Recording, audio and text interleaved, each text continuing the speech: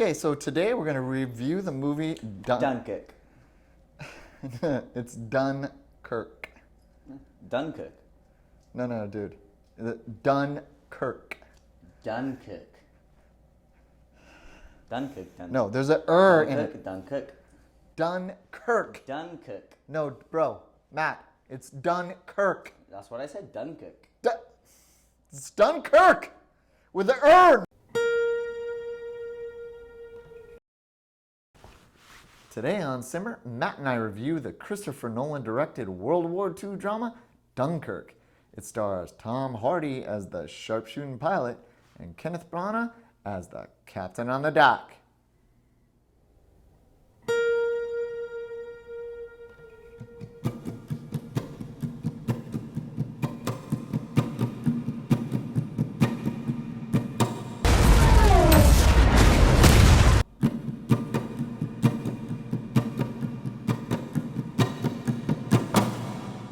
This is the story of 400,000 French and British soldiers who were trapped on the shores of Dunkirk, desperately trying to escape the German army as they struggled to find passage across the English Channel.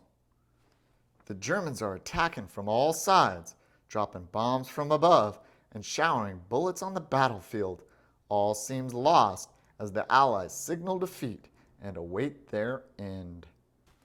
Alas, hope comes in unlikely places. Across the English Channel, civilians rally to the soldiers' aid. They cut across U-boat-infested waters, risking their own lives to save the lives of those that fight to protect them. The battles were epic, the situation was dire, but this movie is lost at sea. I'll tell you what I think when Matt and I debate the film.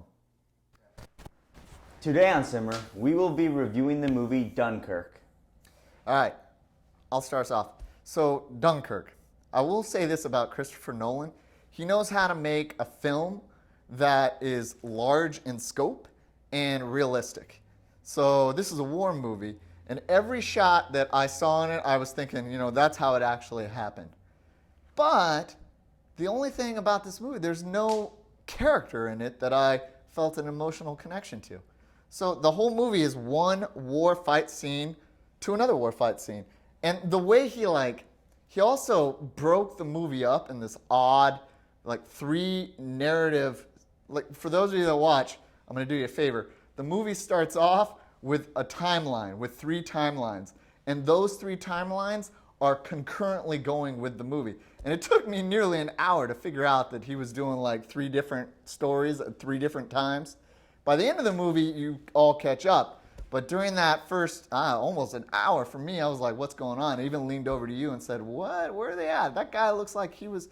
Because characters are in both narratives at different times. And that was confusing to me. Yeah, I agree with you 100%. You do? The three timelines, I appreciated the mystery of it, but I thought they would come together at one pivotal point where something bad happens. But it's really something good. I thought it was counting down to that one moment where the Germans would just hit. Well, I think that's part of what he's going for, right? The whole situation of Dunkirk is we have these soldiers trapped on the shore of France. Yeah, trapped on the shore of France, and they're stuck there because the Germans are coming in, they're invading, and they've kind of trapped them. And these characters are trying to get off the shore across the English Channel to the other side, and civilians are coming with their boats and stuff, and they're just trapped. The enemy, which I kind of like this part, the enemy is unknown. We know it's the Germans, but we never see a German. Yes. So all the fighting and all the gunplay, you never really get an idea on who's attacking you. And I think Nolan was trying to put you inside what war is really like. When bullets are flying, you don't even know where they're coming from. Mm-hmm. And I did get that, but I had no emotional connection to any of the characters in the film. That's true. There was no main character whatsoever. Props to Nolan, though, because it was captivating almost the whole movie. I found myself just sitting on the edge of my seat watching what was going to happen. I didn't know what was going to happen. But that being said, I left the movie with a headache because it was just so much happening moment after moment after moment, and gunshots and explosions and nothing. And it all looked real. It all looked real. It was great, fantastic. Right. but it was just too much. There was no story, just them trapped on the shore and them trying to get off. That's it. It was just like a historical movie. It's, you know what, you just tapped into it. It's like watching the History Channel. This is like something that you would just tune in on TV and watch the History Channel rather than go to the movies and see like this epic story. Because even like Nolan's other films, Batman Begins or Inception, each one of those stories have characters that I really become attached to. But in this one, there's no character that you become attached to.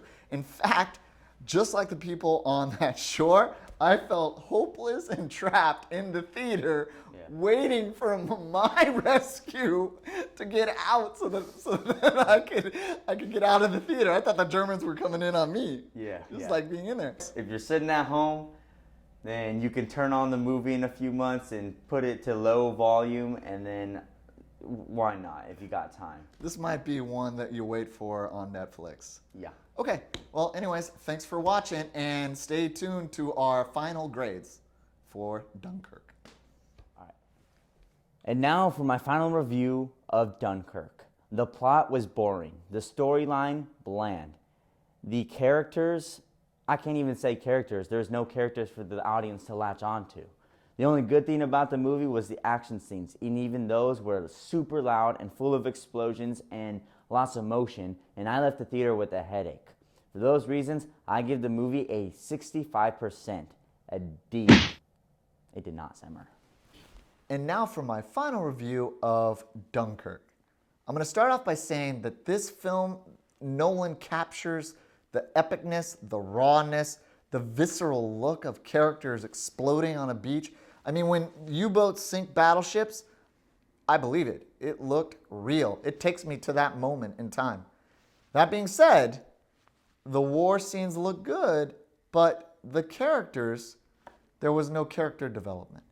I mean, the actors, they did a great job of expressing the hopelessness of the situation with all those people stuck there on the beach of Dunkirk, trying to get off and realizing that they didn't have a good shot of doing it. I mean, I felt that. But I didn't feel an emotional attachment to any one character. In fact, none of them are memorable at all. If you're going to compare this movie to another great war movie, the standard bearer would probably be Schindler's List. I mean, you watching Schindler's List, and you feel for all of those people during the Holocaust. And when one of those characters dies, you're upset, and it makes you you're feeling what they're feeling. And in this movie, there was no character in which I felt that way about. So I can't give this a great review because it's more like if I was watching something on the History Channel. And I don't go to the movies to watch the History Channel. So all in all, I'm probably going to have to give Dunkirk a 70% C-. Doesn't simmer. Well, thanks for watching.